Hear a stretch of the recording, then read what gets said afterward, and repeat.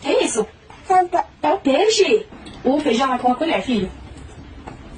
Batata doce. Mastiga, tá bom? Com calma, meu amor.